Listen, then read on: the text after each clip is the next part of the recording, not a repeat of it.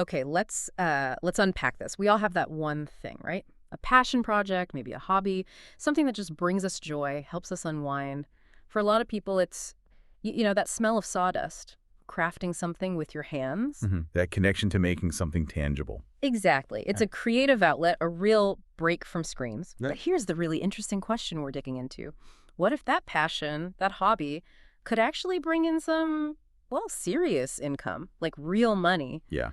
So today we're doing a deep dive into woodworking. It's often seen as just, a relaxing pastime, but quietly, maybe not so quietly anymore. It's becoming a surprisingly profitable side hustle. Or even a full-time thing for some people. Right, for a growing number of Yeah. people. So our mission today, figure out if woodworking can really make you money. We want to explore how ordinary folks are actually doing it, turning garages into like many businesses, and look at what tools, what resources can help turn those creative sparks into actual sales. Prepare to be, well, I think you'll be surprised by some of the stories and examples. What's really fascinating here, and I think sometimes overlooked, is that this isn't just about individual talent or some fleeting trend. It points to a pretty significant shift, actually, in what consumers want. Okay. Yeah, we've kind of moved beyond that era where mass-produced stuff was the only real option or even the preferred one. Yeah. There's this booming market now for things that are handcrafted. Yeah. Authentic, unique. Right. Things with a story. Exactly.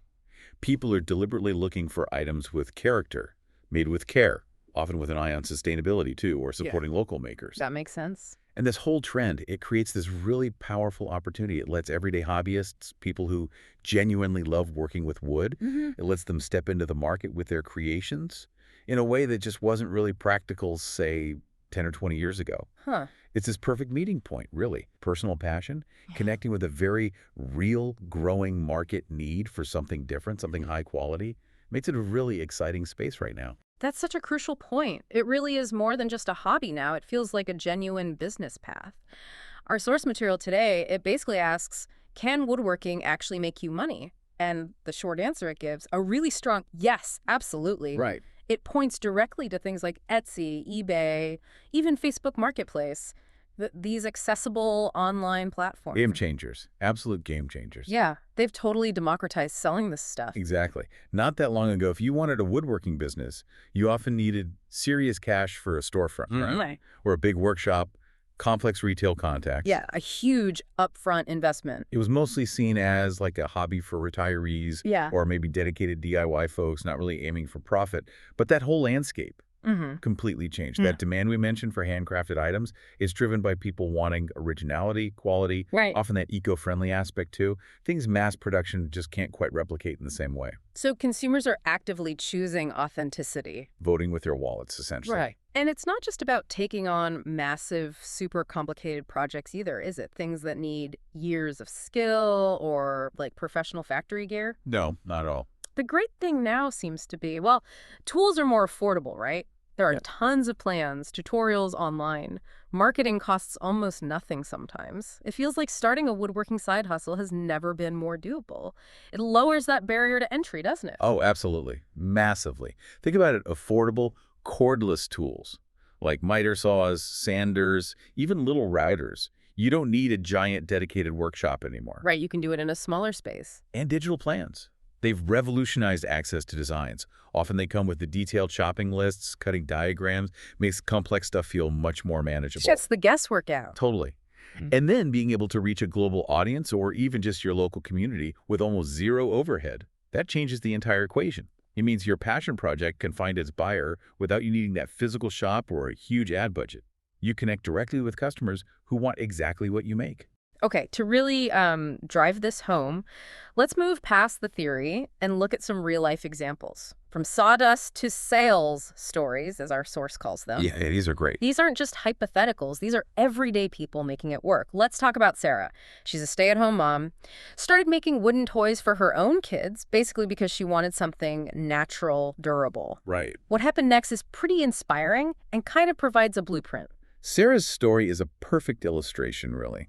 Identifying and meeting a specific niche need. That's how it often starts. Her friends, her family, they saw the toys, loved the quality, the design, and started asking her to make things for them. Custom orders. Ah, that organic demand. Exactly. So that nudged her to open a little Etsy shop. She focused specifically on handmade wooden puzzles and also those Montessori-style toys. Oh, yeah, the educational ones. Right. Hands-on, self-directed learning, natural materials. And within just 6 months, focusing on that quality and that clear market, she was consistently making an extra $1,500 a month. Wow, $1,500 a month extra. Yeah.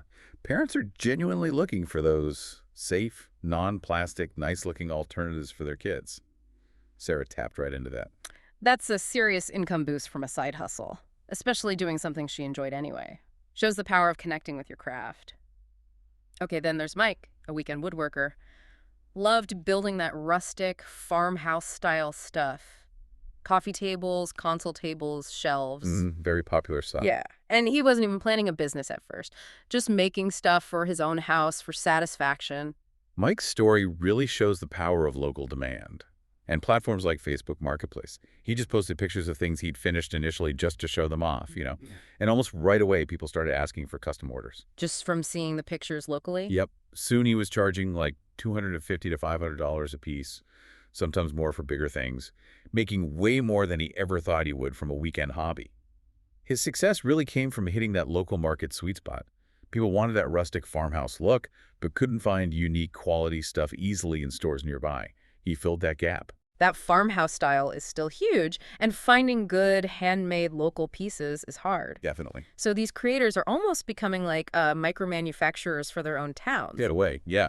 And finally, James, recently retired gentleman, didn't want to just, sit around, wanted to keep busy, contribute something. So he started making charming birdhouses, classic Adirondack chairs, little garden benches. James's story is just wonderful. Finding purpose and income at the same time.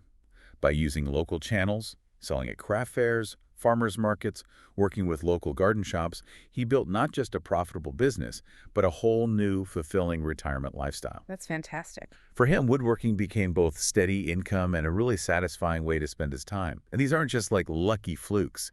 They really are blueprints for what's possible when you combine skill, passion, and a good sense of what the market actually wants. They really do prove it. Woodworking isn't just a hobby. It's a genuine business opportunity if you figure out what to make and, crucially, how to get it to buyers. So, okay, that leads to a very practical question. What woodworking projects actually sell best? Right. Because creativity is great, but some things are just proven moneymakers, right? Higher demand, better margins. Yes, and our source breaks this down pretty helpfully. It points to several categories that tend to do consistently well. Things like custom furniture. This is a high-value area. Think bespoke coffee tables, solid bookshelves, nice nightstands, those really popular farmhouse dining tables and benches. Right, things people can't just get at IKEA. Exactly. The key is that customization, that quality that mass production struggles to match. Then, wooden toys, like Sarah. Montessori stuff, puzzles, dollhouses, classic wooden cars. Parents often pay a premium for durable, safe, imaginative toys. Makes sense. Home decor. This is broad, but think unique picture frames, cool coat racks, rustic wall art, candle holders, even custom signs for homes or businesses, often impulse buys or gifts. Outdoor items, sturdy garden benches, decorative planters, those birdhouses James was making, comfy Adirondack chairs, always demand for good-looking, durable outdoor pieces. Yeah, especially in spring and summer. Definitely. And finally, small crafts and personalized gifts. This can be very profitable. Things like nice jewelry boxes, quality cutting boards, wine racks, or personalized wood gifts for weddings, anniversaries, that kind of thing. Lots of options there. The key thing the source emphasizes is finding that sweet spot, where practicality meets uniqueness.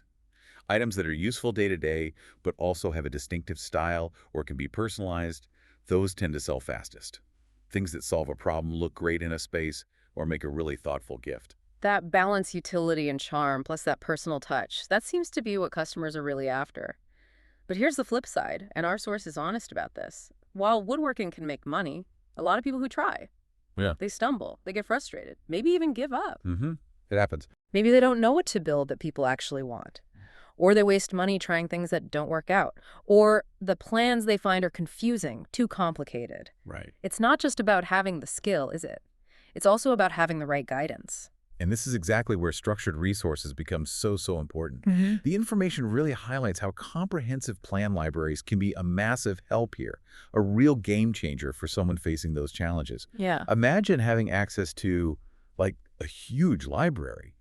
Detailed step-by-step woodworking plans for everything from a simple birdhouse to, I don't know, a complex gazebo or custom furniture. Wow, that's a huge range. Right.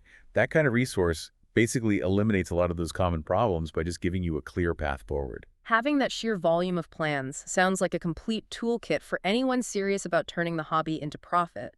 But what specifically makes those kinds of resources so powerful, especially for a beginner or maybe even an experienced woodworker looking for new ideas? Well, the source points out several key advantages you see in good plan libraries. First, just the massive variety. You genuinely never run out of ideas. Lets you cater to different markets, try new niches as you learn more. Okay, variety, got it. Second, and this is huge for beginners, beginner-friendly instructions. Clear, simple, step-by-step guides, often with diagrams, material lists, means you're not just guessing. Saves so much frustration, not to mention wasted wood. Yeah, expensive mistakes. Exactly. Third, and this hits the bottom line, helps you save time and money. Follow a proven plan, you build accurately the first time. Fewer mistakes, more efficient process. Efficiency matters for profit. Absolutely. Fourth, it supports scalable business growth. Want to start with small crafts that sell fast, or tackle bigger custom pieces. Having that range of detailed plans lets you grow your business alongside your skills and the opportunities you see. And finally, a lot of these are essentially market-tested projects. You're often building things that people already buy and like. That definitely increases your chances of making sales. Now, something like Ted's 16,000 woodworking plans offers incredible variety, but the principle is key. Choose resources that let you filter, focus, maybe even adapt designs to your tools or local materials. It's about guidance, not just rigid rules. Right, so it's not just any plans, it's good plans for desirable items, laid out simply. That really does take a lot of the guesswork out. Beyond just the plans, though, what other resources should people think about? Because learning doesn't stop, right? Oh, absolutely not. It's ongoing. Beyond plan libraries, there's a ton of other support out there. Think about online tutorials and courses. YouTube is huge, obviously, but also dedicated woodworking sites. Great for visual, hands-on learning that complements written plans. Yeah, seeing someone do it helps. Totally. Local woodworking workshops can be fantastic for mastering specific skills or getting personalized feedback. Then you have woodworking forums and online communities. Great for support, troubleshooting, sharing ideas, even finding deals on materials or tools. Building a network. Exactly. And often overlooked. Business tools, even simple stuff, basic accounting software, maybe shipping tools if you're selling online, a simple website builder to showcase your work. It's all part of the modern woodworker's kit. That's a really rounded approach, building a whole support system, not just relying on one thing. Okay, so for anyone listening now who's feeling maybe inspired, ready to think about turning their woodworking into something more, the source also gives a pretty clear, actionable roadmap, like steps to follow. Yes, it boils it down nicely into 5 key steps, a guide from that first idea to actually making sales consistently. First, pick your niche. Do your research. What products are actually in demand? Who are you trying to sell to? What's your unique style or offering? Toys, custom furniture, personalized decor. Finding that unique selling point is really step 1. Okay, find your focus. Makes sense. Once you have that niche, know what you want to build. What's next? Precisely. Step 2 is choose profitable projects. Use those proven plans or develop designs you know have market appeal and you can make efficiently. You've got to think about material costs, your time, what people will actually pay. Need that healthy profit margin. Right, can make money. Yeah. Market research here, maybe even building a few prototypes to test the waters. That can be super valuable. Okay, niche profitable projects. Then what? Step 3, set up a functional workspace. Doesn't need to be fancy. A corner of the garage, a shed, part of the basement, it can work. The key is organization, safety, and having the essential tools for your chosen niche. Start smart. Yeah, start with basics, maybe some versatile power tools, and add as you go. Smart approach. Okay, so niche, projects, workspace. Now you actually need to sell the stuff. Exactly. Step 4, sell locally and online. Right. Use those platforms we talked about, Etsy, Facebook Marketplace, maybe your own simple website or Instagram. But also don't forget traditional routes like craft fairs, farmers markets, maybe partnerships with local shops. Cover your bases. And good photos, compelling descriptions, great customer service. Those are vital online and offline. Right. And the final step? Finally, step 5, and this is crucial for the long run. Scale over time. Start small. Learn from those first sales. Reinvest your profits back into the business. Maybe better tools, more materials, a bit of marketing. Gradually expand your product line. Keep refining your skills. Maybe eventually even think about hiring help if demand really takes off. It's a journey, right? Continuous improvement and adapting. So what does all this mean for you listening right now? Our deep dive today, it really hammers home this core message. Woodworking absolutely can be a significant income stream, not just a hobby you love. It's not some pipe dream. It's happening right now for ordinary people. We heard about Sarah, an extra $1,500 a month from her wooden toys. Pretty amazing. Yeah. Mike selling his rustic furniture for hundreds of dollars per piece locally. And James finding new purpose and steady income in retirement with his garden items. These aren't just flukes.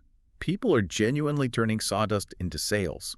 They're using modern tools, online platforms, tapping into that growing demand for handcrafted quality. It's definitely possible. And resources like those comprehensive woodworking plan libraries, they can really simplify that journey, taking you from maybe feeling like a beginner to becoming a profitable crafter.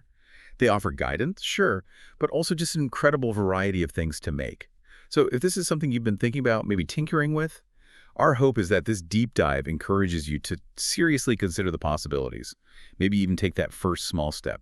And this raises, I think, an important question for you, the listener, to maybe mull over after this. Yeah. If woodworking, something many people start just for pure enjoyment, right? Yeah. If that can transform from a personal passion into a business, one that pays bills, maybe funds vacations, even becomes a full-time job, then what other skills, what other hobbies do you have? Things you love doing?